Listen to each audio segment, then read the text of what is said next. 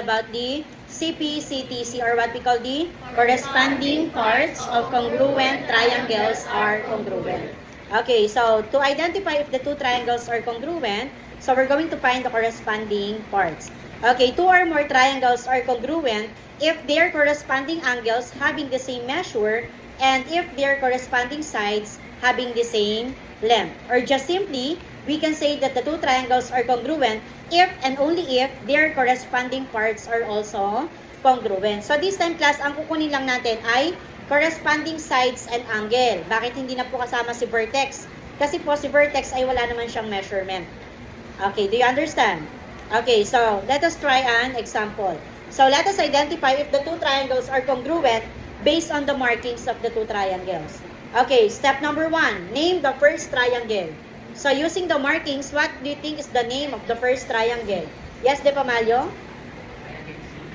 Okay, we have triangle CBA. Okay, nag-focus si De Pamalio sa sides, tama ba? So kasi ito yung unang guhit, pangalawa at pangatlo, kaya triangle CBA. Do you understand? Now, if the first triangle is triangle CBA, what is the name of the second triangle? Esto? Triangle FED. So after getting the name of the two triangle, our next step is we need to get the corresponding parts. So what are those? First, the corresponding angle.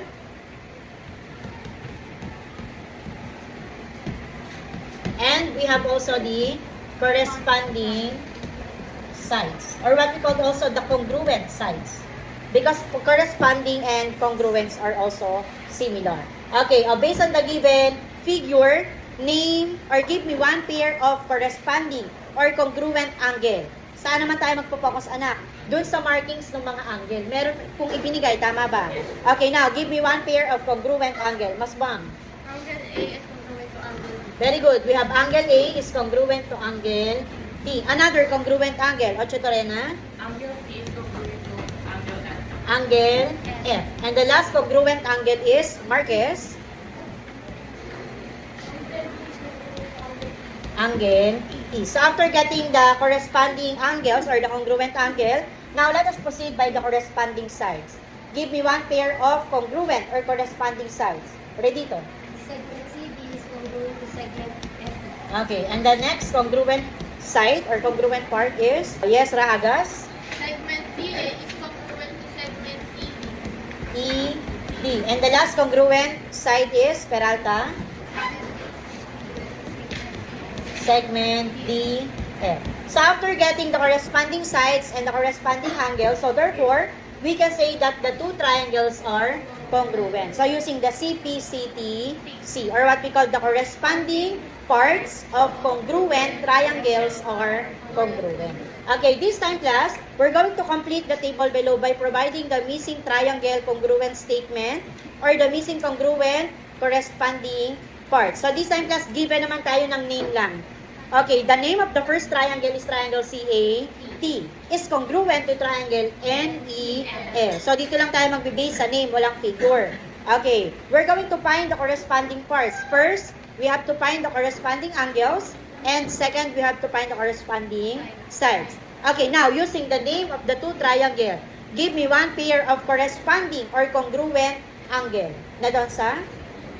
Give me one. Very good. We have angle C is congruent to angle A. Another congruent angle. Second congruent angle. The padat. What is the pattern here? Sino yung magka-pair? First, second, third. Is congruent to angle E. And the last congruent, sige, sit down na anak. Is congruent to angle. Okay, do you understand? So again, our pattern, first letter, sila yung congruent. Second, and third. Question. Now, get the corresponding angles naman tayo. Okay, what is the pattern here? First, second, magkasama. First, second. Sumunod, second, third. Ano yung last? Last, first. Bunay, give me one. Okay, very good. Next, congruent part. Okay, and the last one, Iha? O, LN. Do you understand? Any question about corresponding parts? O, let us try another example. O, same tayo, katulad kanina. Given triangle DSL is congruent to triangle FM. Or, so give me one pair of corresponding angle. Lesson na, Kobe. Congruent angle. First letter. O, stand up. Angle is congruent to angle F. Very good. Next. Okay, and the last one? Angle L is congruent to angle R. Okay, do you understand? Okay, next. Give me one pair of corresponding sides. Is congruent to segment. Okay, very good. Next.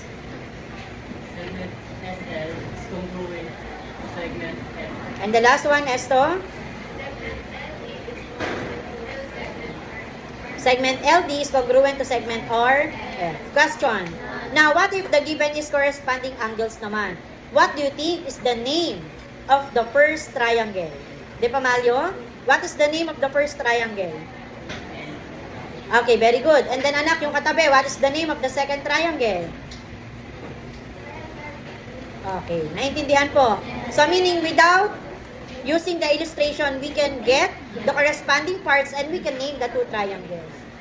Now, after naming the two triangle, give me one pair of corresponding sides. Masbang. Segment LO is congruent to BA. Segment BA. Very good. Next, Masamo. Segment is congruent to segment 18. Sit down. And next, Coronel. Segment W is congruent to segment. Okay, question. Last one. Given naman tayo, anak, corresponding sides.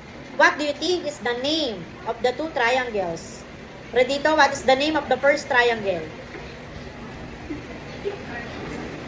ARB. Very good. Triangle KRB.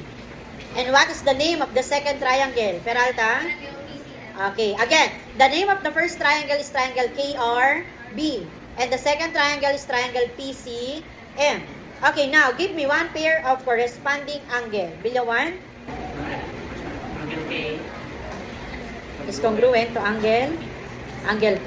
Next, Achetorena. Angle R is congruent to angle C. And the last one, Marquez. Okay, now, Milan, what is the name of the first triangle again? Triangle? Okay, and what is the name of the second triangle? PC. Okay, PCM. Question. Do you understand?